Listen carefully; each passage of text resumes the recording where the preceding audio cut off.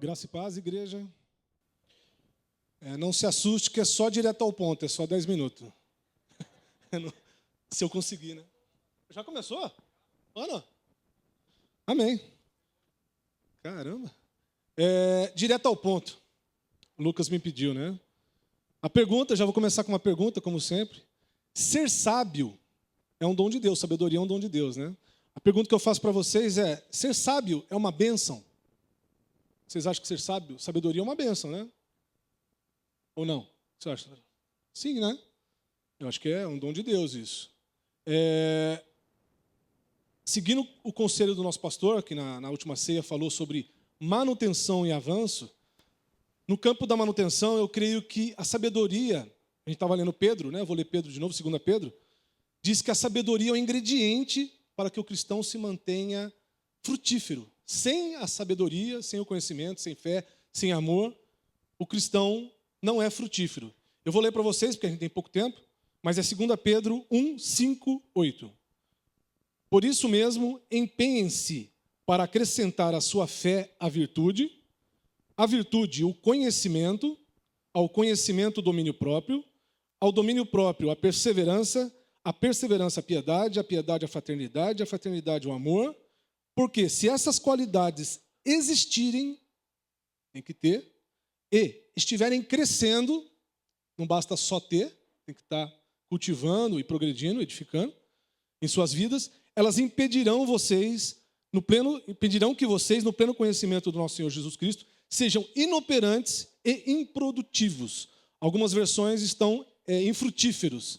Impedir que o cristão seja infrutífero, se você tiver essas qualidades. A pergunta, mais uma pergunta, né? Eu sou cheio de perguntas. Pastor, o senhor acha que existe evangélico? Parece que sim. Mas me disseram que no IBGE criaram, antigamente tinha católico não praticante. Diz que agora tem evangélico não praticante.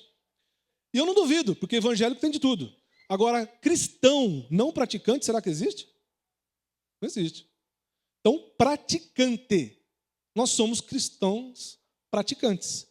E essa prática depende do conhecimento, da sabedoria.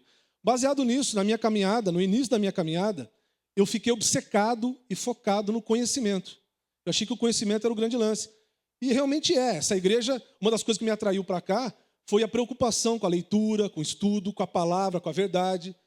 Né? Todo mundo está no RIP, todo mundo está lendo. Isso é muito legal. Só que eu comecei a me questionar. Para que eu quero essa sabedoria? Para que me serve essa sabedoria? Se eu não usar. Então, a prática está sempre vinculada ao conhecimento que você adquire. Você precisa viver aquilo que você está lendo. Viver aquilo que você está entendendo.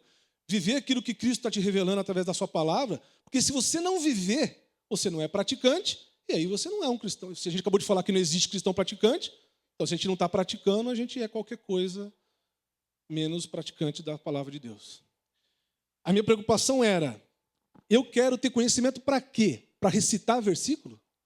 Para quando alguém falar, eu já identificar onde está? Ou onde está aquela coisa, eu saber onde é? Não, eu preciso saber. O conhecimento não é uma decoreba, é intimidade com Deus, é conhecimento da sua palavra, da sua verdade.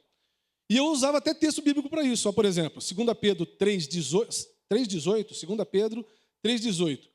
Cresçam, porém, na graça e no conhecimento do nosso Senhor Salvador Jesus Cristo, a Ele seja glória, agora e para sempre. Cresça na graça e no conhecimento.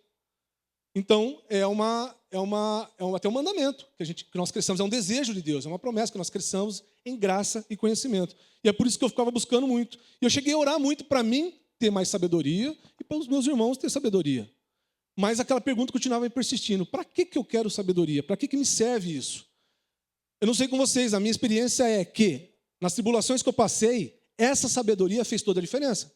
Se eu não tivesse essa sabedoria, eu poderia não estar aqui hoje. Eu poderia não ter resistido àquela tribulação. Então, essa sabedoria serve para isso. Serve para nos manter, serve para nos firmar. Né? Agora, se você tem esse conhecimento e não aplica na hora que precisa, aí você tem que rever a sua vida cristã prática. Você está se inflando de conhecimento, pode estar lendo, pode estar decorando o versículo, mas você não consegue aplicar na hora que precisa. Isso eu acho que é um problema hoje nas igrejas. Tem gente até que cultiva, que incentiva a leitura, mas às vezes não incentiva tanta prática. Aqui eu quero crer que nós andamos com isso sempre em paralelo. sempre tentando praticar aquilo que a gente entende. Amém?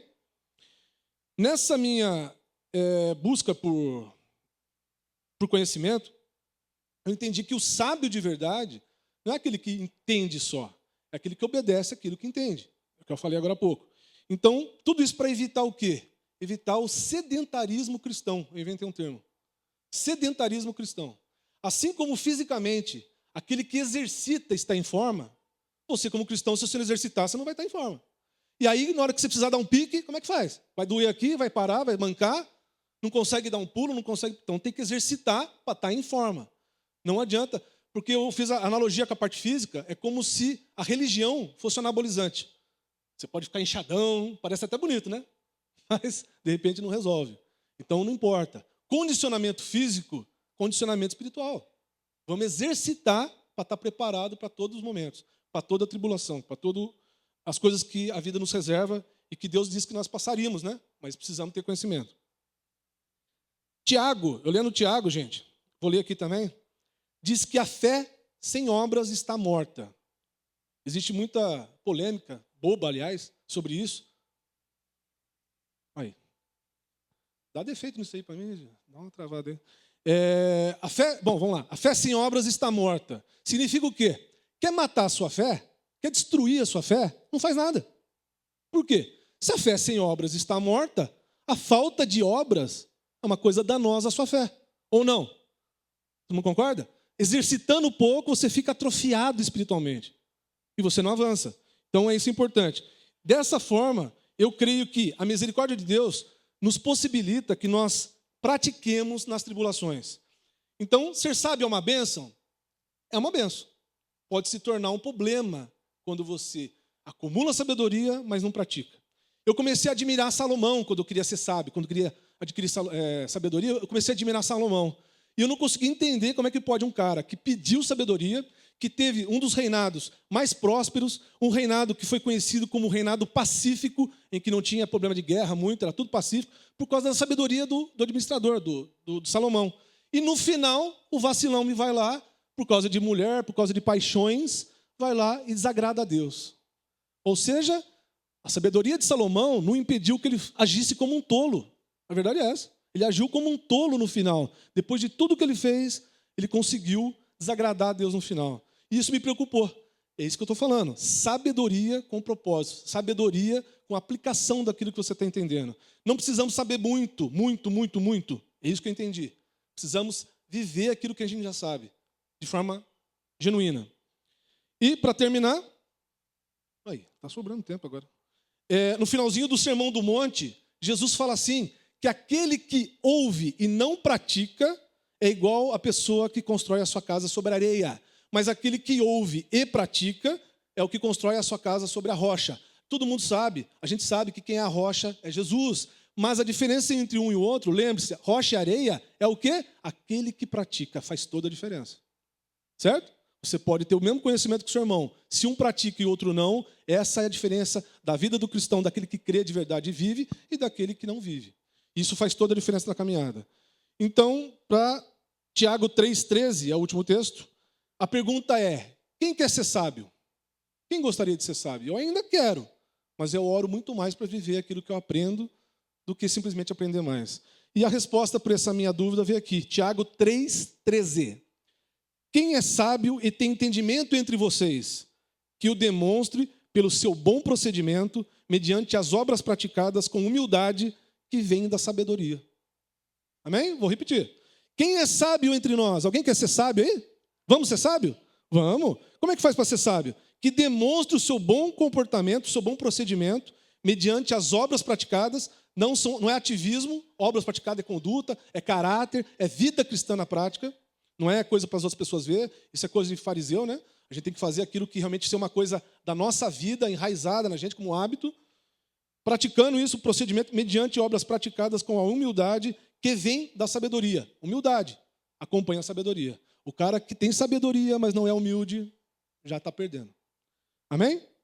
Lembrando para mim que, fim do sedentarismo cristão, amém? Que sejamos mais sábios, porém mais praticantes e obedientes. É isso. Amém.